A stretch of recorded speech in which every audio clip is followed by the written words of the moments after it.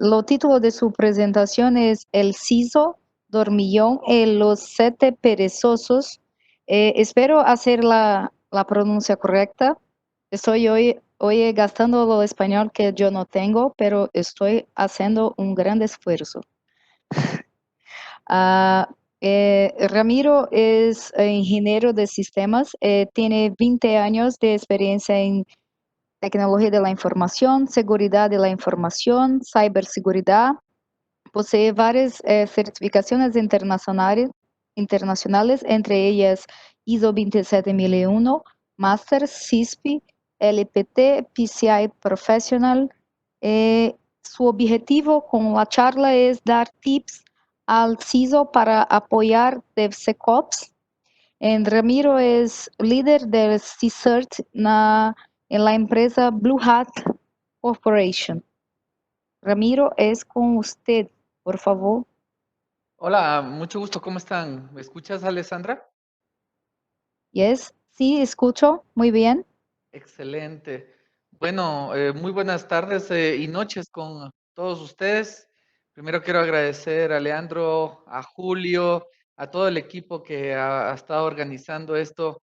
Ha habido muchas noches de no descanso para quienes están organizando eso, así que como speaker acá y como líder acá en Ecuador de la comunidad, les envío mis felicitaciones a cada uno de nosotros y a todos los speakers grandiosos que están formando parte de este evento. Mi charla está orientado a brindar un poco de tips. ¿Sí? ¿Ahí me escuchan? ¿Sí? ¿Ahí se me escucha más claro? Sí, escuchamos. Excelente. Ah, perfecto. Bueno, primero quiero comentarles un poco de una anécdota. Cuando puse este tema, me llamaron algunos clientes y me dijeron, ¿qué nos estás tratando de decir? Ramiro, cuida con tus palabras, cuida tus palabras, cuida tu dirección. Digo, no, mira, te voy a contar la historia. Lo que pasa es que seleccioné este cuento a partir de una conversación que tuve con mi sobrina, que mi sobrina me dijo una noche, oye tío, cuéntame un cuento. Y de pronto se me ocurrió decirle, sí, ¿sabes qué? Voy a contarte de la Bella Durmiente con los 7 enanos. Me dijo, oye, tío, pero son dos cuentos diferentes, son dos mundos diferentes. Entonces de ahí nació esto y es lo que les voy a explicar. Sí, Alexandra ya me presentó, Ramiro Pulgar, quien habla. Tengo un poco de experiencia en tecnología, en seguridad informática, seguridad de la información. Bueno, y he estado tratando de entrar en este mundo de DevSecOps porque me parece muy interesante, porque como lo mencionaba el equipo anterior, una de las cosas que es importante es el cambio cultural, es el cambio de mentalidad de las personas, el trabajo en equipo, el ser proactivo, como siempre les digo a las personas que trato de mentorizar, es de mencionar pues que si no se trabaja en equipo no se va a lograr a realizar un verdadero DevSecOps. Y de hecho, ya solo hablar solamente de DevOps, como mencionaban en la charla anterior, ya es un problema, porque resulta que tienen que alinearse la operación junto al desarrollo. El desarrollo no puede estar aislado nunca de por sí. Y aún más el actor importante que ofrece seguridad tiene que ser ese triángulo el cual forme de forma perfecta para ofrecer seguridad.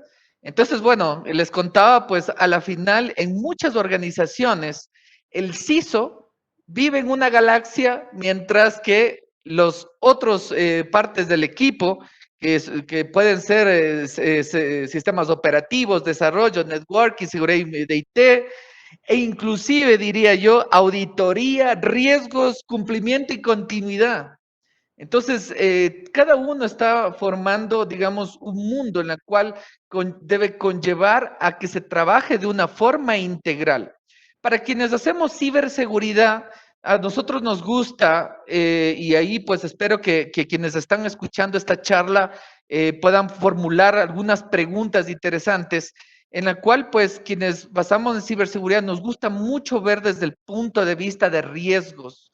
Cuando una empresa se centra en la parte de riesgos, vamos a saber que lo que estamos cuidando, lo que estamos protegiendo, es lo que es razón de ser de la organización. ¿No es cierto? Obviamente, si estamos desarrollando aplicaciones y aún más de forma segura, es porque muy seguramente estas aplicaciones forman parte de los activos críticos de negocio.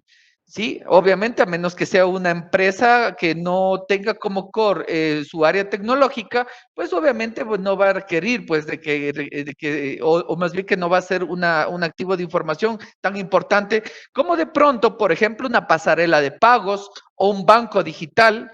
Entonces, ¿qué pasaría si sus activos tecnológicos caen? O en la parte de aplicaciones móviles o aplicaciones web son comprometidas. Entonces, están dirigidos o su impacto está relacionado directamente al negocio. Entonces, todos estos actores a la final tienen que estar sincronizados, ¿no es cierto? Las áreas de continuidad tienen que estar identificando qué procesos son críticos, para luego identificar cuáles son los activos críticos de negocio. Y ahí es cuando quienes desarrollan seguridad, a partir de ahí, conocerán si con esos activos, basado en esos activos, lo que tienen que proteger. Entonces, ahí es cuando se va a tornar ya no dos cuentos separados, sino van a formar un cuento. Bueno, de hecho, me gusta hablar con algunos clientes. Recuerdo una clienta muy importante, y le mando un saludo a Leslie, que siempre que trato de mostrar estos ejemplos y me dice, oiga, me dice Ramiro, usted sueña en el mundo con hitos. Yo no sé, en los países que ustedes me están escuchando, al menos aquí en Ecuador, antes había un comercial de unas galletas que se llamaba Conitos. Entonces era un mundo de alegría. Entonces, obviamente, marcar ese mundo ideal, pues es muy complicado acá cuando se ofrece DevSecOps. Voy a tratar de ser ahora más rápido, ¿sí? Nosotros conocemos que dentro de los incidentes que ha habido a nivel mundial, ha habido diferentes que están relacionados a diferentes aplicaciones, inclusive destinados a infraestructuras críticas. Pero ahora, ¿qué pasa con aplicaciones web?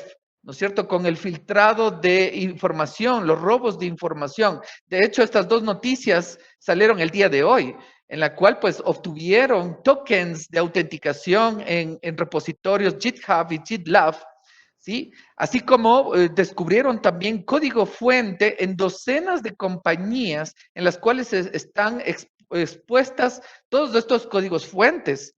Entonces, ¿qué es lo que pasa? Que hoy por hoy quienes están desarrollando DevOps se están apoyando, que algo que está muy bien, pero que tiene que ser asegurado de una forma correcta. Entonces, ¿qué es lo que pasa? Que estos códigos fuente han sido comprometidos, robados, para que un atacante pueda estudiar la lógica de estas aplicaciones y así poder descubrir los errores de las aplicaciones para poder luego comprometer estas aplicaciones. Entonces, en esta noticia que salió el día de hoy, como ustedes ven en la fecha, hay muchos repositorios comprometidos como en empresas de Microsoft, Adobe, Lenovo, AMD, etcétera. Entonces, esto es súper grave, ¿sí? Porque prácticamente está en el código. Hace muchos años se habían robado el código del Symantec, ¿qué tal? O del mismo Windows, etcétera. Obviamente las marcas decían, pero lo que pasa es que ese código ya está desactualizado.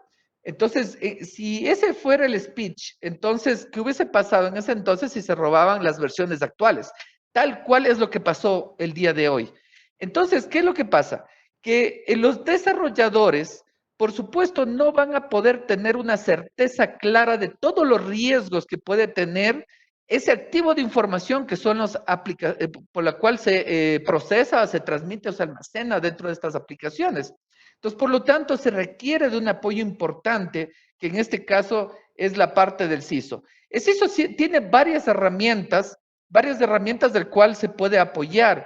Si bien es cierto, hay CISOs que utilizan frameworks como COVID, otros frameworks o estándares como ISO 27001. Hay otras organizaciones como entidades quienes manejan tarjetas de crédito como PCI DCS, en las cuales pues pueden ahí guiarse desde el aspecto de gestión, así como también desde el lado operativo. En lo que es tradicional, nosotros llevamos a la final un estándar que es el ISO 27034, con el cual podemos aplicar esto. Dirán ustedes, ay, pero es que es mucha teoría.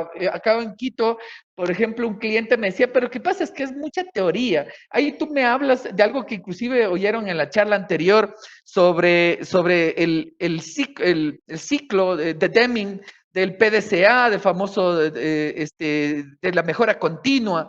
Pero cuando tú le hablas a un desarrollador técnico que quiere ver código, quiere ver todo eso, le hablas, oye, lo que pasa es que necesitas ser auditado, necesitas tener requerimientos, etcétera. Entonces ya no nos va a gustar a todos. Entonces, por eso es que mencionaban sobre un cambio de cultura. Y de hecho, en la ISO 27004 me parece fabuloso, porque el primer punto que menciona aquí es entrenamiento. ¿Sí? No es exactamente un entrenamiento de programación segura, sino es un entrenamiento multidisciplinario, del cual pues vamos a ver acá inclusive unos tips que conlleve a que cada uno de los que son responsables de todo el ciclo de desarrollo de vida hagan bien su trabajo, ¿no es cierto? Entonces tenemos varios lineamientos a nivel general que vamos a ver y tenemos pues básicamente estos 7 grupos, en los cuales pues después es conllevar o tener bien definido cuáles son los requerimientos. Estos requerimientos tienen que estar alineados a los objetivos de negocio. ¿Qué es lo que quiere el negocio? Porque para que nazca el desarrollo de una aplicación es porque el negocio necesitaba de esa aplicación.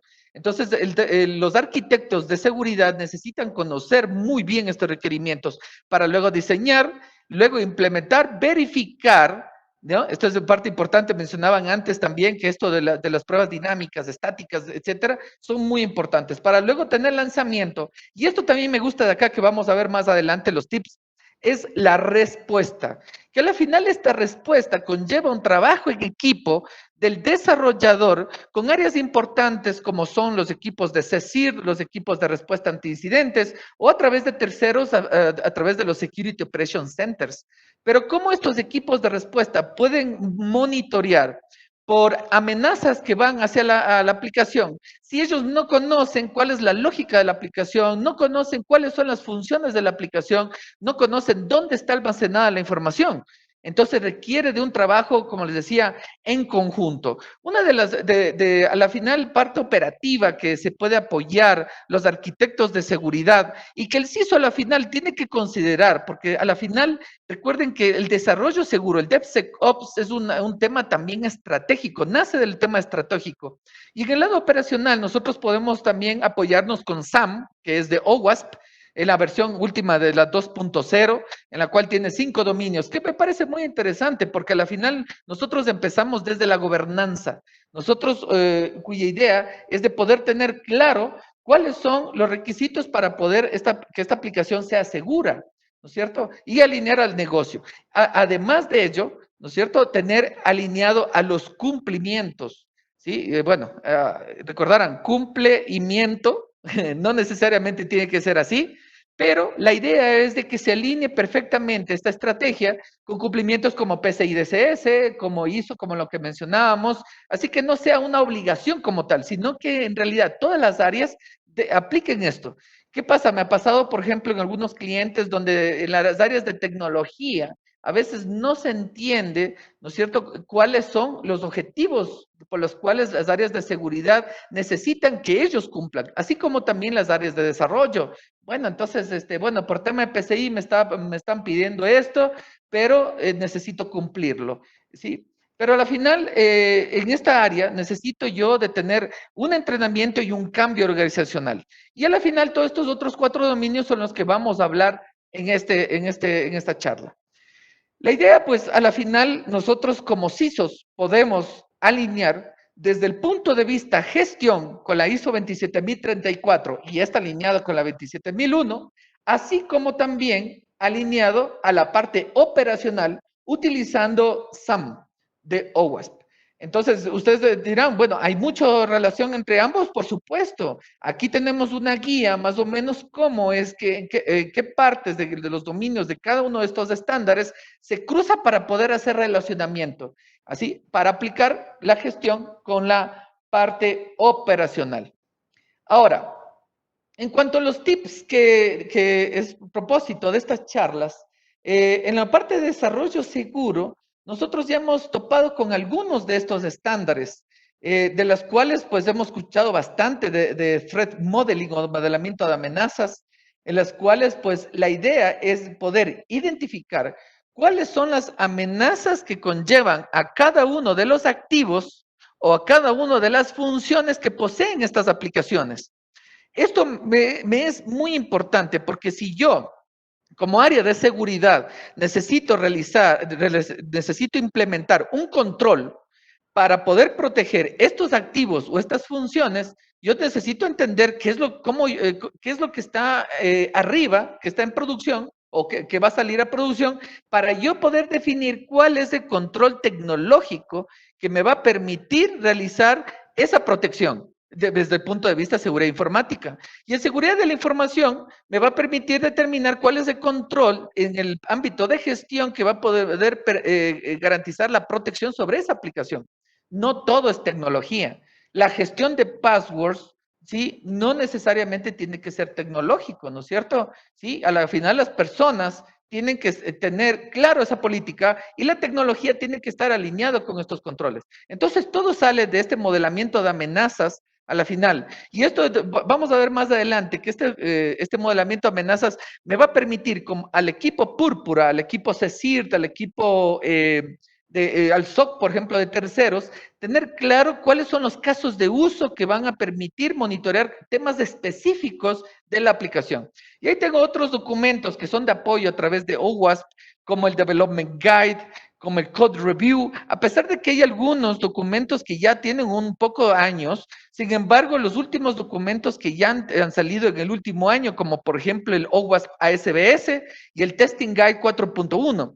Entonces, a mí me gusta mucho hablar sobre ASBS porque esta guía me permite tener como tipos controles enlistados de verificación que debe cumplir las aplicaciones. Entonces, recuerden que cuando nosotros vamos a realizar una implementación segura, yo necesito tener los requerimientos seguros. Y esto me va a permitir también auditar de una forma correcta la implementación segura de estas aplicaciones. Porque, ¿qué es lo que pasa?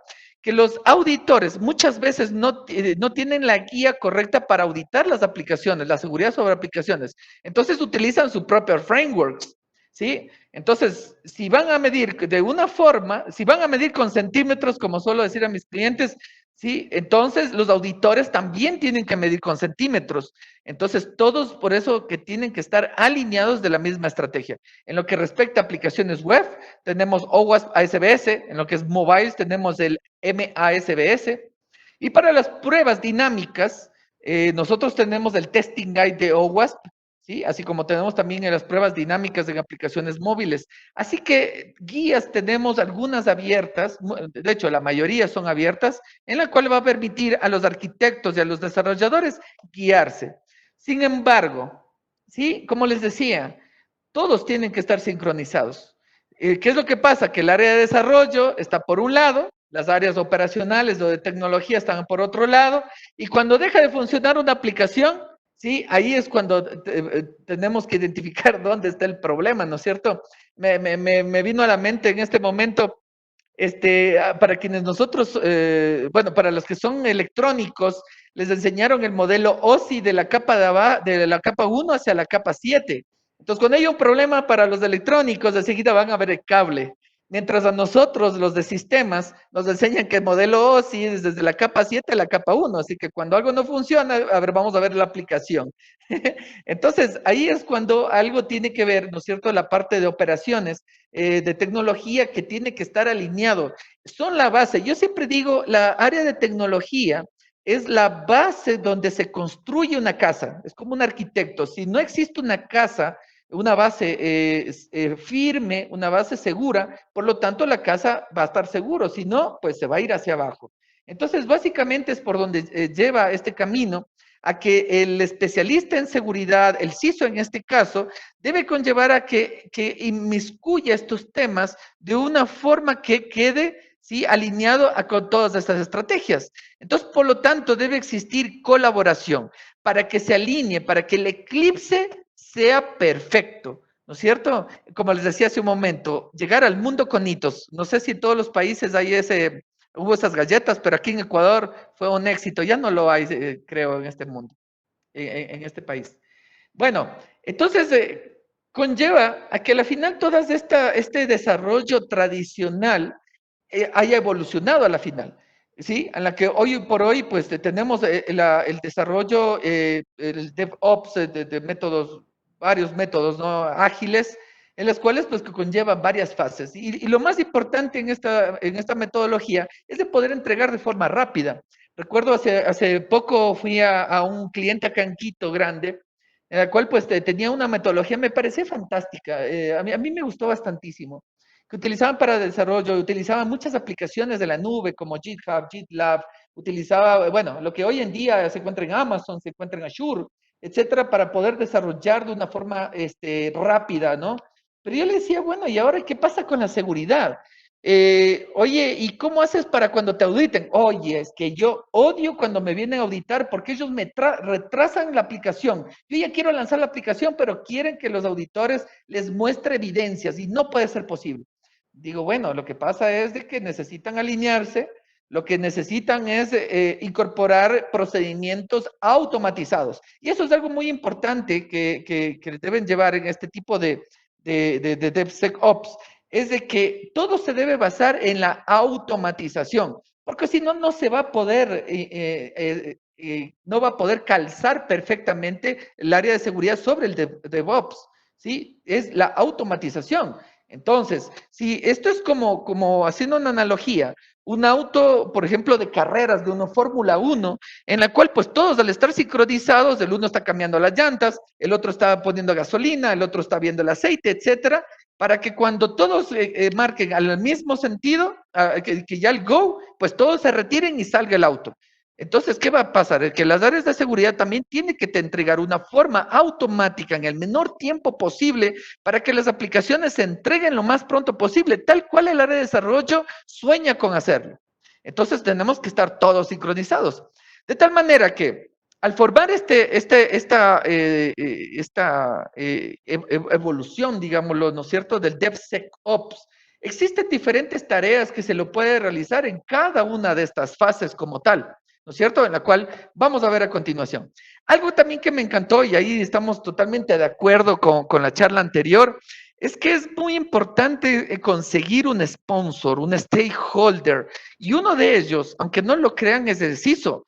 Pero el CISO necesita, a más de comprometerse, de desarrollar sus habilidades, sus soft skills. Porque esto requiere, pues, de hecho, de por sí, el CISO es alguien que es mentalizador, que es alguien que maneja proyectos, que es alguien que no solamente conoce del aspecto técnico, sino también que tiene don de gente, el que sabe manejar equipos, etcétera.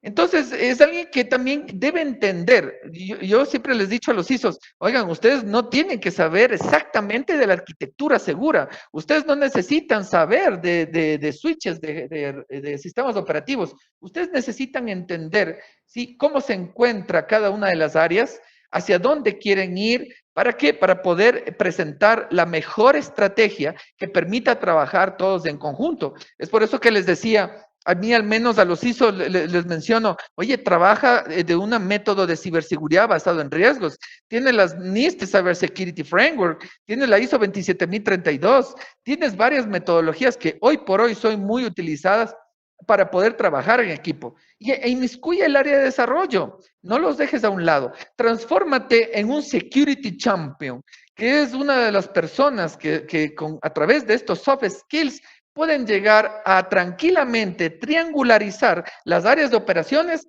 con las áreas de desarrollo. Ahora, dentro del aspecto, ¿cuáles son los tips que el CISO puede utilizar para poder llegar a ello? ¿Sí? Una de las cosas que necesita desarrollar el CISO es la estrategia para el modelamiento de amenazas. ¿Por qué les decía? Esto va a permitir a los equipos de respuesta y manejo de incidentes no solamente actuar, ¿sí?, post-incidente, sino también actuar antes de que suceda un incidente de una forma proactiva. Entonces, si por dar un ejemplo de pronto simple, si yo necesito como dueño de la aplicación que un campo de una tabla, de una base de datos, no sea modificado en el tiempo, entonces, ¿cómo la final yo como responsable de seguridad voy a saber que justamente ese campo necesito monitorear? ¿Cómo debe saber un equipo de respuesta, como un SOC, puede saber si a la final no entiende cómo funciona la aplicación? ¿Sí? Que es crítica de negocio, por supuesto. ¿Cómo el SOC, cómo el equipo CSIRT puede entender que alrededor de la aplicación existe una arquitectura completa por donde se transmite, se almacena y se procesa información de la cual es crítica de negocio? Entonces, se necesita tener claro este modelamiento de amenazas y con ello se puede garantizar el threat hunting sobre aplicaciones web y aplicaciones móviles. Sin entender la aplicación, es difícil poder realizar threat hunting sobre ello, ¿no? Entonces, bueno, recuerden, por favor, anotar todas sus preguntas, por favor, para el final. Sí, yo recuerdo, tengo 40 minutos. Ahora, de los siguientes tips para poder garantizar, ¿no es cierto?, la entrega y la integración, ¿sí?, durante el desarrollo, el famoso CI, el DI. ¿Cómo puedo yo realizar una evaluación de la aplicación mientras yo programo? Entonces, existe hoy por hoy varios, bueno, yo puse ahí el cuadro de Gartner, ahí pues yo no me meto mucho en los temas comerciales. Yo al final al cliente le digo, mira, si tú necesitas una aplicación fuerte, ¿no es cierto? Si tú necesitas un Ferrari, es porque tú eres un piloto de Ferrari. Si tú quieres un escarabajo, es porque eres tú un choferzazo del escarabajo. Pero a la final va el objetivo, o sea, tú necesitas trasladarte de un lugar hacia otro sin importar el auto. Entonces, el tema está en que tú debes saber, tienes que ser el mejor piloto, el mejor chofer. Y ahí es donde se centran las cosas. No debe estar hoy por hoy centralizado en temas comerciales. Existen hoy por hoy herramientas muy costosas cuando la herramienta no está siendo utilizada por los que en verdad necesitan utilizar la herramienta, que son los desarrolladores, las áreas de operaciones y los de seguridad necesitan monitorear por la gestión respectiva del desarrollo seguro, ¿sí? Hay muchos estándares, por ejemplo, les decía la ISO 27001, que tenemos dominios como por ejemplo la A14, en la cual habla sobre todo un dominio de desarrollo. Entonces, yo como especialista, como CISO, ¿cómo puedo medir la efectividad de la gestión del desarrollo seguro si yo no tengo indicadores? ¿No es cierto? Si yo tengo una herramienta de la cual no están utilizando las áreas de desarrollo, no se está automatizando con las áreas de operación, entonces yo no puedo cumplir mi trabajo. Entonces, esa es la parte en la cual se requiere entender que al final las herramientas deben ser utilizadas, ¿no es cierto? Entonces, de ahí, pues hoy en día, uno bueno, no hoy en día, es un tema muy antiguo, los ética hackings, a pesar de que está mal dicho, debería ser los penetration testing. Ustedes encontrarán en PCI DSS, en ISO 27001, que no habla de ética hacking nadie, es pen testing. Entonces, de hecho, están estándares de la misma NIST, habla sobre pen testing. Entonces, cuando nosotros necesitamos conocer que durante el desarrollo, como veíamos en el cuadro de SAM, donde les decía en la parte de construcción, mientras el desarrollador está realizando sus tareas, necesita también evaluarse en el camino, ¿no es cierto? Ahí es cuando realizamos las pruebas estáticas, ¿no es cierto? Que es el SAST, y las pruebas dinámicas, ¿no es cierto? Que es ya como el pen test. Pero el desarrollador puede utilizar a través de estos IDEs las evaluaciones interactivas, ¿no es cierto? Hay muchos software que permiten, muchos IDEs, perdón, que permite realizar estas tareas, así como aplicaciones SAST, que me permiten evaluar también el código. Hoy por hoy hay muchas herramientas en la nube que me permite realizar esto de forma colaborativa, ¿sí? Así como también plataformas de pen testing. Entonces, esto, en la parte de DevSecOps, ¿cómo me alineo al final también con el tema de ciberseguridad?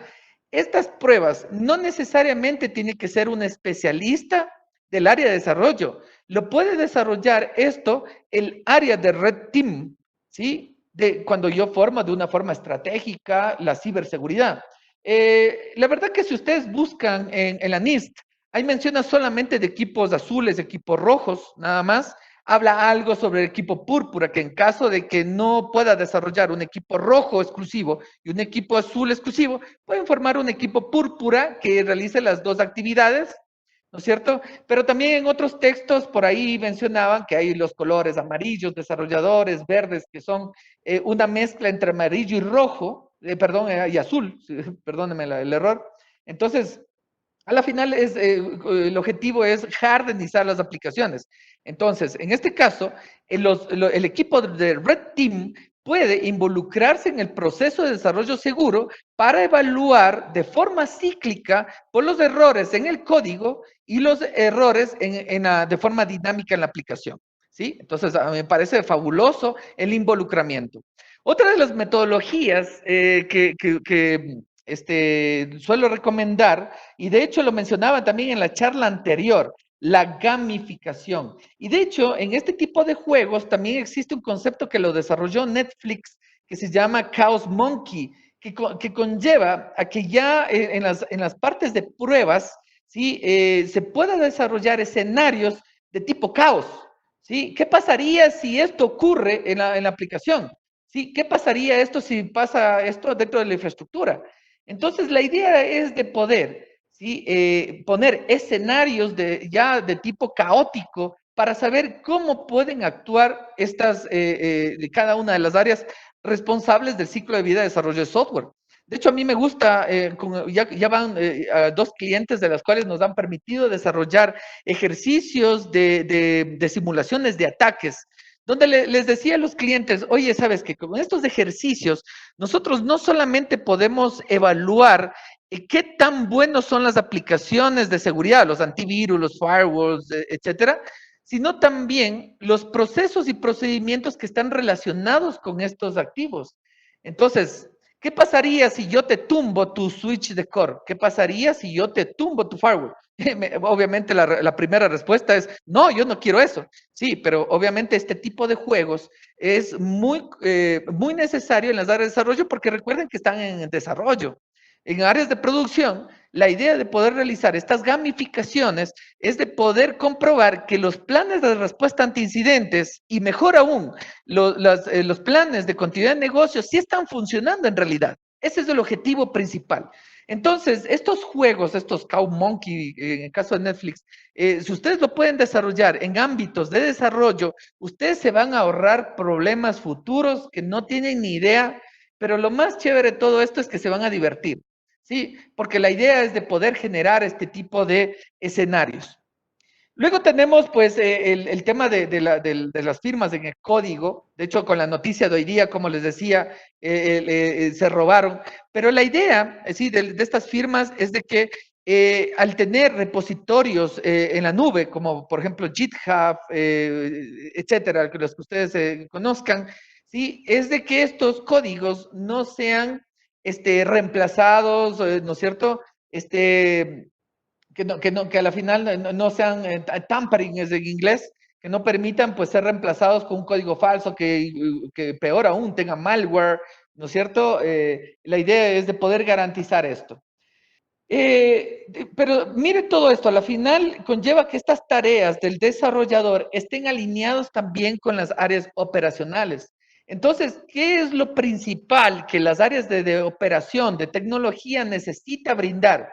Como mínimo, necesita brindar defensa en profundidad, cuya idea es de que, como les decía hace un momento, es como construir una casa, es de que las bases estén, ¿no es cierto?, sólidas y estén alineados a lo que está desarrollando el área de desarrollo como tal. ¿No es cierto? Porque ¿qué serviría si las áreas, voy a dar un ejemplo de pronto exagerado, ¿no es cierto? Todos están con servidores sin virtualización y las áreas de desarrollo necesitan hacer despliegues rápidos y ya están hablando de contenedores. Entonces las áreas de sistemas operativos van a decir, sí, pero lo que pasa es que no tenemos ni virtualización. Se van a caer para atrás los desarrolladores.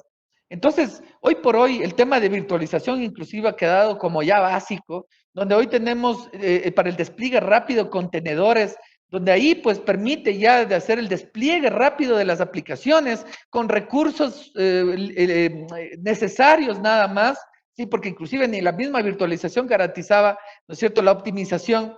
De hecho, hoy por hoy, el tema solamente de virtualización ha reemplazado arquitectura, sobre todo en networking. Antes se vendía un montón de switches, ahora ya los switches están incorporados en ambiente virtual. Entonces, el tema de los contenedores, ¿sí? Se está robando cada vez más el teatro, como se dice. ¿Por qué? Porque los desarrolladores están tirando para allá, están desarrollando de forma rápida con entregas seguras. Entonces, ¿qué pasa? Que operación necesita tener esas bases.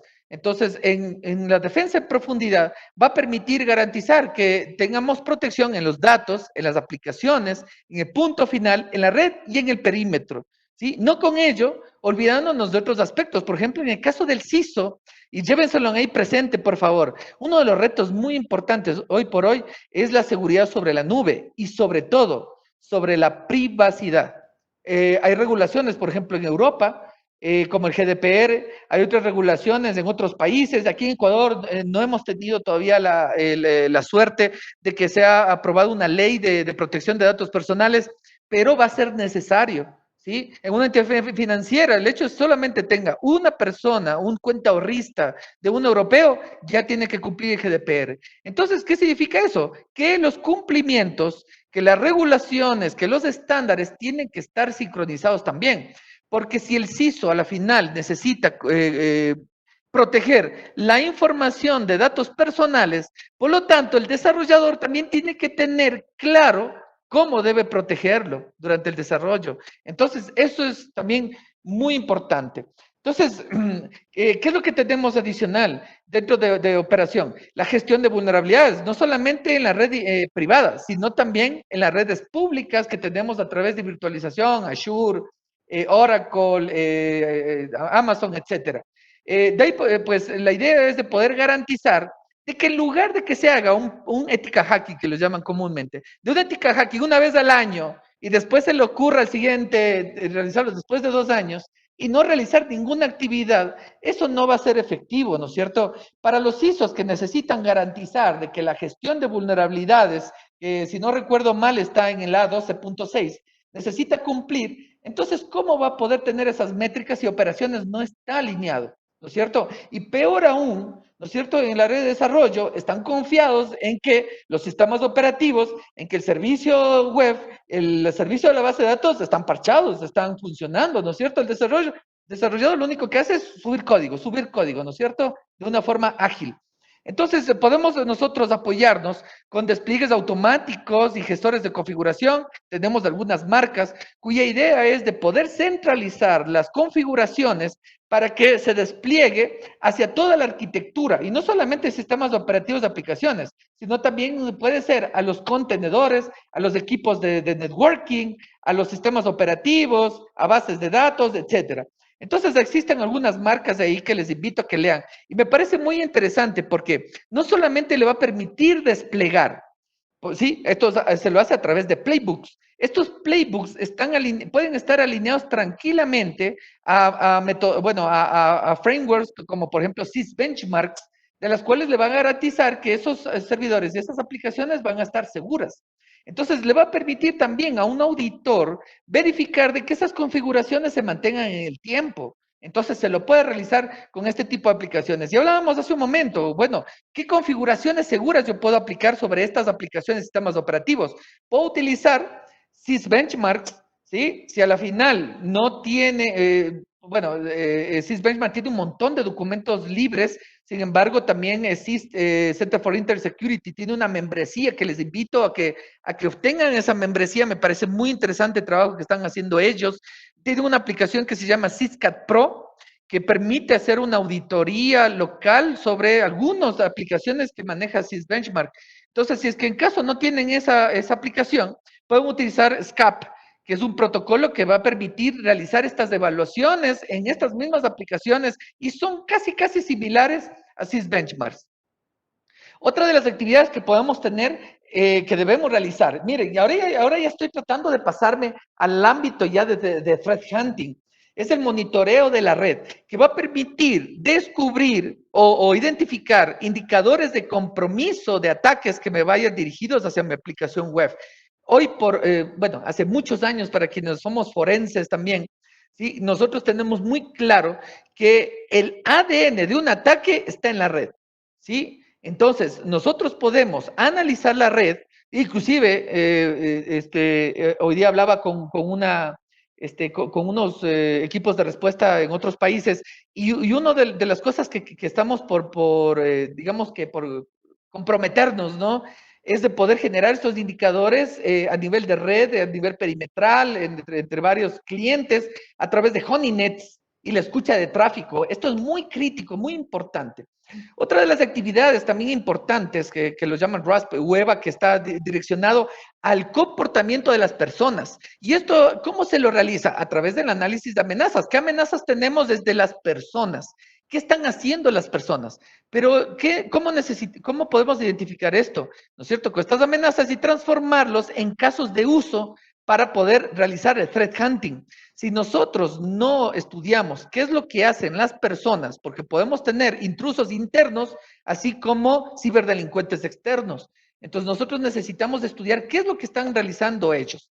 De ahí pues tenemos diferentes controles, bueno, solo el WAF solamente es un ejemplo. Si ya están pensando en tener defensa en profundidad, muy seguramente el WAF va a ser un control. Pero recuerden que es un control compensatorio. No se debe pensar desde el punto de vista, es que lo que pasa es que los desarrolladores, dudamos de los desarrolladores, así que pongamos un WAF y solucionado. El WAF debe ser un control compensatorio, debe ser un control solamente complementario y no debe estar destinado a reemplazar la falta de seguridad durante el desarrollo. Otra de las cosas importantes, como le mencionaba, es de poder identificar estos indicadores de compromiso, ¿sí? Que van direccionados hacia las aplicaciones web. Podemos utilizar un concepto que se llama Threat Intelligence para poder obtener de fuentes externas o inclusive compartir indicadores de compromiso entre otros stakeholders que estén necesitando esto, otros CSIRTs, por ejemplo, no solamente el mismo país, puede ser de otras entidades, por ejemplo, una entidad financiera. No sé si de pronto en los países de ustedes se encuentran, existe este intercambio de información, por ejemplo, en un sector bancario. Deberían ellos compartirse estos indicadores. Entonces es muy importante. Permítame, voy a tomar un poco de agua. Ahora, ¿cuál es uno de los, de hecho lo mencionaba en la ISO 27034, es sobre manejo de incidentes, también estaba en SAM, también sobre la gestión de incidentes, porque esto es muy importante y de hecho aquí sale a colación el tema del caos monkey, es que cuando durante el desarrollo se hacen estos ejercicios de caos, se puede identificar cuáles escenarios de riesgo, en este caso para que pueden producir un incidente, ¿sí? ¿Cómo se lo puede resolver? Por lo tanto, se pueden crear bases de datos de remediación, bases de datos para todos los casos, en este caso, de la tercera fase de incidentes, que es contención, erradicación y recuperación ante un incidente. Entonces, si nosotros tenemos claros, ¿no es cierto?, las amenazas que tenemos sobre las aplicaciones, entonces seguramente el equipo de respuesta, el equipo púrpura, el SOC o cualquier otro CSIRT que esté involucrado en esto, va rápidamente a poder superar el incidente. ¿Qué va a permitir también esto garantizar? La continuidad de negocio, va a poder garantizar el mínimo impacto, en la cual no va a afectar ni financieramente, ni reputacionalmente, bueno, en lo que tiene que ver al CISO, no le va a afectar ni a la confidencialidad, ni a la integridad, ni a la disponibilidad, ni a la privacidad de la información. Entonces, esto es muy importante que nosotros apliquemos dentro de nuestra estrategia de DevSecOps. Entonces, esto es un trabajo en equipo. Como les decía, esto es un cambio cultural que a veces cuando hablamos de seguridad de la información pensamos que cambios culturales son para todos menos para uno. El cambio cultural es bueno, de hecho es toda la jerarquía de la empresa como tal. Entonces podemos prácticamente alinear, ¿no es cierto? Lo que necesitamos es adquirir habilidades, mejorar nuestras capacidades, ¿no es cierto? El CISO necesita mejorar sus soft skills para poder llegar, ¿no es cierto?, a la gente, mentorizar, crear, ¿no es cierto?, se me fue el nombre del líder, del security champion, ya me acordé, ¿no es cierto? Entonces, estos son tips que en las cuales nosotros podemos llegar. Pero a la final, La idea no sería es de complicar la vida, ¿no es cierto? Ni hacerlo tan sencillo donde al final tenemos la percepción de que estamos seguros durante el desarrollo, pero tampoco de ser tan exagerados donde de pronto, sí, uno de los tres, del dev o del sec o del ops, se va a cansar. Uno de los tres bueno, no sé cómo lo dicen en sus países, pero lo voy a decir así, se van a cansar. Entonces la idea es de que todos sigamos la misma estrategia. Entonces el CISO es uno de los estrategas para llegar al DevSecOps como tal. Y de hecho alinearlo a estrategias organizacionales como tal, a frameworks donde podamos nosotros alinear con metodologías como por ejemplo la ISO 27005. De ahí podemos evaluar cuáles son los activos críticos, sacar cuáles son los riesgos, ¿no es cierto? Y con esa matriz mismo podemos también incorporar el modelamiento de amenazas, ¿no es cierto? Entonces, esa matriz podría también tomarlo en el área de riesgos para poder hacer un match con los riesgos operacionales, ¿no es cierto? Y a la final, todos estos controles que van derivando de estos escenarios, pues al final pueden ser auditados por el área de auditoría respectivamente, ¿no es cierto? A través de métricas, ¿sí? Que al final esto conlleva una mejora continua. Y todos estos controles tienen que ser al final aplicados, ¿no es cierto? Entonces yo les invito a que se sienten con el CISO, ¿no es cierto? Fumen la pipa de la paz y lleguemos a que un consenso, a que los tres necesitemos trabajar en equipo y no se olviden, automatizar, llegar a la automatización, porque definitivamente, y ahí sí le doy toda la razón a los desarrolladores, si no está automatizado toda su entrega ágil, no van a cumplir con su misión. Entonces necesitamos estar al mismo ritmo de los desarrolladores y ese es el reto que quienes hacemos seguridad y quienes hacen tecnología, pues deben cumplir como tal. ¿Sí, estimados? Ajá. Bueno, creo que traté de hablar lo más pronto, ¿sí? No sé si de pronto tenemos alguna pregunta, por favor. Sí, buenas noches, Ramiro. Muchísimas gracias por la presentación. Sí tenemos algunas preguntas por acá. Nos quedan, estamos justo en los 5 minutos de preguntas. Acá hay una. Ay, dame un segundo. Está asociado. Esta lo hace Shirley Willac. ¿Cómo comenzar con DevSecOps en una organización que tiene de lado las operaciones más desarrolladas, desarrollo poco modernizado y seguridad solo cuando hay un riesgo evidenciado?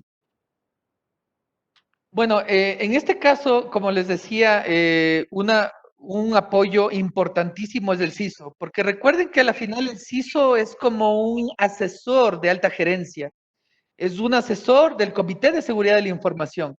Cuando un CISO justifica cuál es el impacto al no tener clara la estrategia, entonces cuando va a existir una afectación o un impacto a la reputación de la organización, a una afectación financiera, entonces esa concienciación va a permitir ¿sí? que las áreas o los responsables en este comité pues tomen su responsabilidad como tal. Entonces ahí el director de tecnología va a realizar hacia abajo esa estrategia para poder alinearse al DevSecOps. Ok, gracias, Ramiro. Por acá tenemos otra pregunta, es más técnica. ¿Cómo puedo proteger un AKS? Ya vamos acá con Cloud, servicio de Azure. ¿Cómo puedo proteger un AKS si no puedo implementar ningún endpoint sobre este servicio? Un AKS. Bueno, sí, eso es un tema complicado. Por ejemplo, en ambientes de contenedores, poder realizar estas implementaciones. En aspectos de seguridad informática, como les decía, uno de los métodos para poder detectar estas amenazas es mediante la escucha del tráfico y el análisis del tráfico. ¿Sí? Existen hoy por hoy también IPS que están destinados a como tal. Obviamente, bueno, ahí los fabricantes de seguridad pues podrán de pronto platicarles sobre ello, pero en lo que respecta a seguridad, sí, lo ideal sería es de que al escuchar este tráfico se pueda determinar este tipo de amenazas. Ok, acá tenemos otra de Ronald Raúl. Dice, ¿cómo se manejaría por parte de seguridad cuando los equipos de desarrollo ya no utilizan laptop en los squads, sino servicios como Amazon Workspace? Claro, bueno, recordemos que el hecho de manejar la información, el desarrollo, etcétera, en la nube, no inhibe a que la responsabilidad del área de seguridad informática o seguridad de la información no deban controlar también, ¿no es cierto? De ahí existen algunos estándares que les invito, alineados a la ISO 27001, que son controles sobre la seguridad de la nube. ¿Sí? Tenemos, de hecho, algunas comunidades que están orientadas a seguridad en la nube, como por ejemplo el Cloud Security Alliance, que ahí ustedes van a encontrar un montón de información respecto a cómo proteger, recuerden, CSA, Cloud Security Alliance, de la cual ahí tienen un montón de controles, inclusive hay una matriz que está alineado con algunos controles de la ISO 27002, de la NIST Cyber Security Framework, etcétera. Así que ahí que les invito a que ustedes vean ahí cómo controlar, ¿sí?, la información, las actividades de desarrollo que está en la nube. Ok, Ramiro. Oye, Ramiro, una pregunta más porque ya estamos sobre la hora para la siguiente presentación. Tenemos varias, pero esas ya se podrán ir respondiendo sobre el mismo, digamos, sobre el mismo chat.